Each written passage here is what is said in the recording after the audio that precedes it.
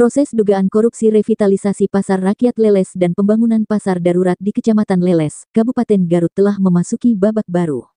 Terhitung sejak hari Rabu tanggal 19 Mei tahun 2021, kasus ini mulai disidangkan di Pengadilan Tindak Pidana Korupsi atau Tipikor Pengadilan Negeri Bandung, Provinsi Jawa Barat. Pada sidang perdana ini, majelis menghadirkan 2 tersangka ke pengadilan, diantaranya PF selaku PPK dan A sebagai pengusaha. Sementara, 1 tersangka lain dari pihak pengusaha yakni RNN mengikuti persidangan secara daring.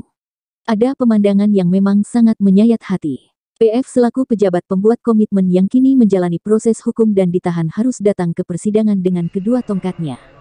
Karena pejabat yang berusia di atas 50 tahun itu sedang mengalami sakit persendian. Rambutnya yang sudah memutih dan kondisi fisiknya yang sudah berubah nampak dengan tegar menjalani proses hukumannya. Bahkan ketika keluar dari ruangan persidangan dan hendak duduk di salah satu sudut ruangan, ia harus meringis kesakitan dan duduk jongkok di lantai, namun dirinya tetap tegar.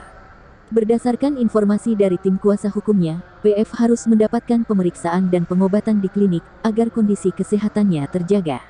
Di sisi lain, PF merupakan orang yang tegar dan pantang dibantu walau sedang merasakan sakit. Sementara, Ara yang juga harus menjalani persidangan nampak bugar. Ditemani salah seorang yang diduga kerabat dan 2 orang kuasa hukumnya, nampak Ara bersikap tenang.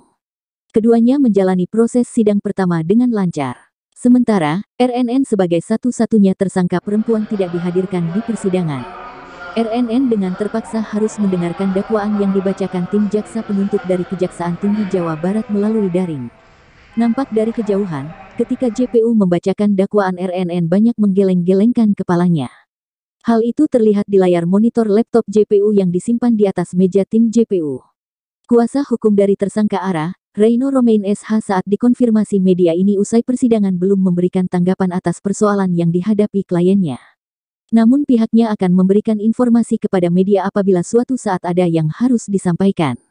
Sementara kita fokus pada pembelaan, ucapnya singkat. Sementara itu, kuasa hukum PF dan RNN, Parama Artaziliwu SH dan Aryo Triindrawan SH mengatakan, pihaknya merasa kecewa karena RNN tidak dihadirkan di lokasi persidangan. Karena berbagai alasan katanya RNN tidak bisa dihadirkan ke persidangan.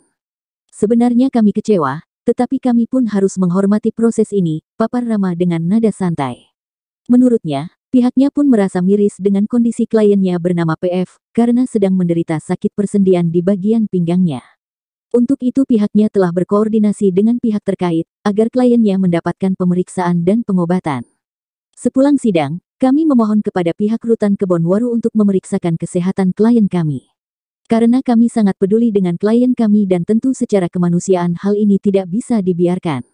Orang sakit harus ada penanganan kesehatannya, ujar Rama. Buka-bukaan saat eksepsi. Setelah menjalani proses persidangan pertama, Majelis Hakim menetapkan untuk melanjutkan persidangan di bulan Juni tahun 2021. Saat itu, pihak Parama Artaziliwu SH dan rekan, akan menjawab semua dakwaan sekaligus melakukan bantahan. Bahkan, pihak advokat ini akan membuka semua dokumen yang terkait dengan revitalisasi Pasar Rakyat Leles dan pembangunan pasar darurat di Kecamatan Leles tahun anggaran 2018 di Dinas Perindustrian dan Perdagangan dan ESDM Kabupaten Garut. Dari dakwaan itu akan banyak yang kita lawan. Selain itu, kami akan membuka dokumen berupa email, suara dan foto. Ini artinya semua pihak akan terbuka di majelis persidangan. Kita akan buka semua, tandas advokat yang akrab disapa Bang Rama ini menjelaskan. Menurut Rama, kliennya merupakan pihak-pihak yang dikorbankan. Untuk itu pihaknya akan melakukan pembelaan sekuat tenaga dan profesional. Kita wajib mentaati semua proses hukum yang ada. Dan kami pun wajib membuka masalah ini seterang-terangnya, jelasnya. Kliennya, sambung Rama, akan membuka tentang aliran dana sekitar $100.000 Amerika Serikat dari salah satu pihak ke pihak lainnya sebagai fee proyek. Dan uang itu sama sekali tidak dipegang oleh kliennya satu peser pun. Uang diberikan menggunakan paperback dari pria bernama S, kepada suruhan seseorang. Kemudian salah seorang menghubungi kliennya dan menyatakan uang tersebut sudah ada di tangannya.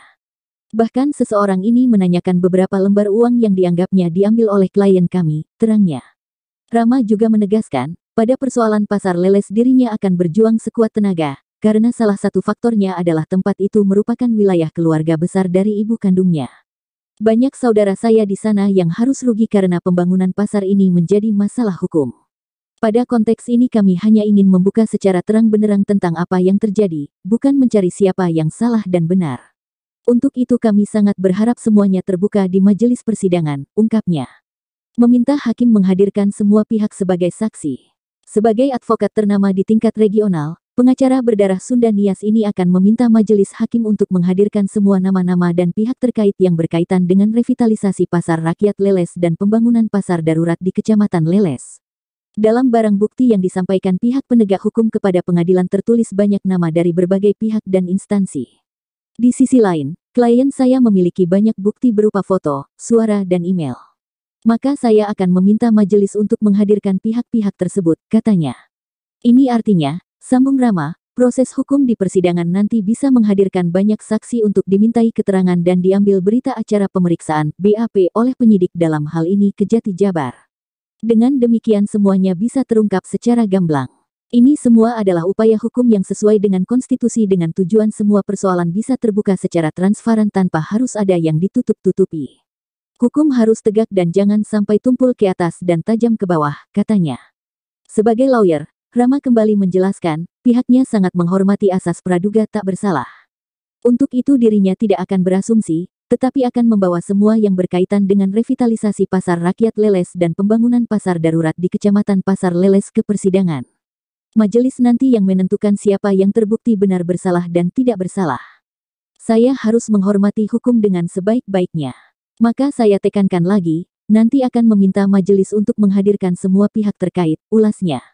Sementara itu, berdasarkan penelusuran media ini, dalam SIPPPN, Sistem Informasi Penelusuran Perkara Pengadilan Negeri Bandung tertulis nomor 9, 10 dan 11 dengan nomor perkara 41, 42 dan 43 Pitsus TPK 2021 PN Bandung, dengan tanggal register semuanya pada tanggal 4 Mei tahun 2021, klasifikasi perkara tindak pidana korupsi lengkap dengan nama-nama para pihak.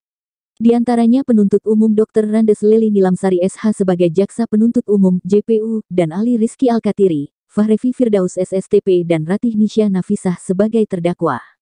Dalam SIPPPN Bandung ini juga disertakan dengan data umum dan barang bukti. Pada kolom barang bukti terisi jenis dan uraian barang bukti. Sidang kedua proses hukum kasus ini agendanya akan dilaksanakan hari Rabu, tanggal 2 Juni tahun 2021.